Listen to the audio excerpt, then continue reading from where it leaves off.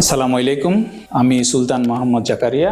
আমি আপনাদের সন্তান। আমার জন্ম শানবাগ উপজেলার ৩ নম্বর ডুমুরি ইউনিয়নের করিকোট গ্রামে। আমার জন্ম এবং বেড়ে ওঠা আপনাদের এলাকায়। আমি অনেক সময় ধরে আপনাদের সন্তান হিসেবে আপনাদের আলো ছায়ায় আমি বেড়ে উঠেছি। আমি আসন্ন ত্রয়োদশ জাতীয় সংসদ নির্বাচনে নোয়াখালী ২ শানবাগ সোনাইমুড়ি আংশিক আসনে ১১ দলীয় জোট থেকে এনসিপি মনোনীত প্রার্থী হিসেবে শাপলাকলি প্রতীক নিয়ে আপনাদের দরবারে হাজির হয়েছি। আপনারা দীর্ঘদিন ধরে যেই রাজনীতি দেখেছেন, যে রাজনীতি মানে পেশি শক্তির মহড়া, রাজনীতি মানে অহংকার, উদ্ধত্ত, মানুষকে অপমান করা, রাজনীতি মানে অনেক টাকা লুট করা, দুর্নীতি করা, আমি সেই রাজনীতির বিরুদ্ধে দাঁড়িয়ে আমাদের তরুণরা ২৪-এ যেই রাজনীতি আসতে চেয়েছে সেই রাজনীতির আমি একজন প্রতিনিধি হয়ে এসেছি। আমরা শাসক হিসেবে নয়, আমরা সেবক হয়ে এসেছি। আমরা চাই যে বাংলাদেশের রাজনীতিতে পেশি শক্তি থাকবে না, চাঁদাবাজি থাকবে না, দুর্নীতি থাকবে না। আমি আপনাদের সকলের দোয়া প্রার্থী, ভালোবাসা প্রার্থী এবং আমরা সবাই মিলে